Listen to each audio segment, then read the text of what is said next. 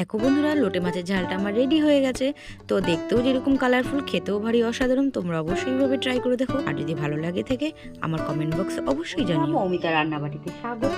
আজকে একটা নতুন রেসিপি নিয়ে হাজির হয়েছি। আজকে হচ্ছে লোটে মাছের ঝাল। এই মাছটা রান্না করার জন্য আমি নিয়েছি বেগুন, পেঁয়াজ, রসুন, আদা আর 4টে শুকনো লঙ্কা।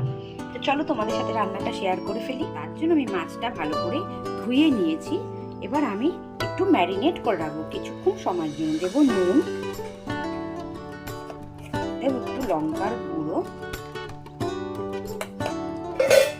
হলুদ গুঁড়ো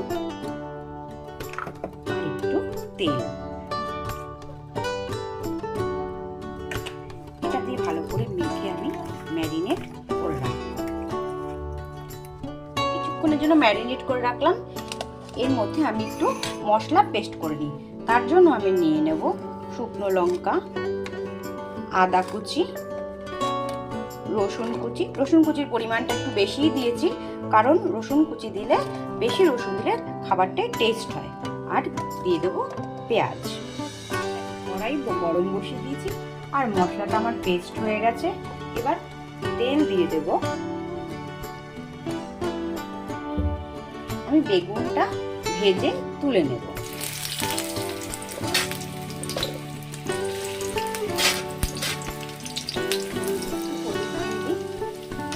আর সামান্য নুন দিয়ে বেগুনটা আমি ভালো করে ভেজে নেব। বেগুনটা আমার ভাজা হয়ে গেছে। এবার বেগুনটা আমি একটা বাটিতে তুলে নেব।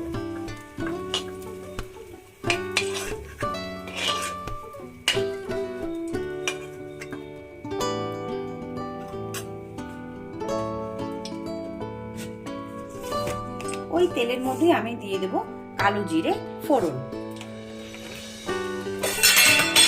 কালো জিরে ফোড়ন দিয়ে দিয়েছি। এবার দিয়ে দেব কুচিয়ে রাখা পেঁয়াজ।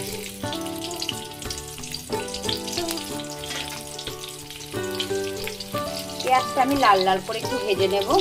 পেঁয়াজটা আমার লাল লাল করে ভাজা হয়ে গেছে। এবার যে মশলাটা আমি করে রেখেছিলাম ওটা দিয়ে দেব। এবার এই মশলাটার মধ্যে দিয়ে দেব হলুদ গুঁড়ো আর স্বাদ মতো নুন। যেহেতু আমি মাছে ম্যারিনেট করার সময় নুন হলুদ দিয়েছি, তাই এখন আমি পরিমাণে কমিয়ে দেব। আর দিয়ে দেবো আমি কাশ্মীরি লঙ্কার গুঁড়ো। সমস্ত মশলা দিয়ে আমি এবার মশলাটাকে ভালো করে কষিয়ে নেব। মশলাটা আমার হয়ে এসেছে। এবার আমি ভেজে রাখা বেগুনগুলো আমি দিয়ে দেব। দিয়ে ভালো করে নাড়াচাড়া করব। এবার ম্যারিনেট করা মাছটা আমি দিয়ে দেব। দিয়ে আমি বেশি নাড়াচাড়া করবো না, তাহলে মাছগুলো ভেঙে যাওয়ার সম্ভাবনা থাকে। দেখো, আমি কোনো জল ব্যবহার করিনি। মাছের মধ্যে যে জল আছে সেই জলটাই বেরিয়েছে। আমি 5 মিনিটের জন্য ঢাকা দিয়ে দেবো। একদম অল্প আছে, এটা হয়ে থাকবে। দেখো, মাছটা আমার হয়ে গেছে। এবার আমি ওপর থেকে ধনেপাতাটা দিয়ে দেব। অল্প সময় খুবই সুস্বাদু একটা রেসিপি। অবশ্যই তোমরা বাড়িতে ট্রাই করো। সম্পূর্ণ হয়ে গেছে। এবার আমি নামিয়ে নেব। রেসিপিটা আমি নামিয়ে নিয়েছি। মাছগুলো আমার একটুও ভাঙেনি, আর দেখতেও যতটা কালারফুল, খেতেও খুব টেস্টি। তোমরা এইভাবে অবশ্যই ট্রাই করো। দেখা হচ্ছে পরের ভিডিওতে। ততক্ষণ ভালো থাকো, সুস্থ থাকো। আর হ্যাঁ, আমার চ্যানেলটা সাবস্ক্রাইব করতে একটু ভুলো না। Like must.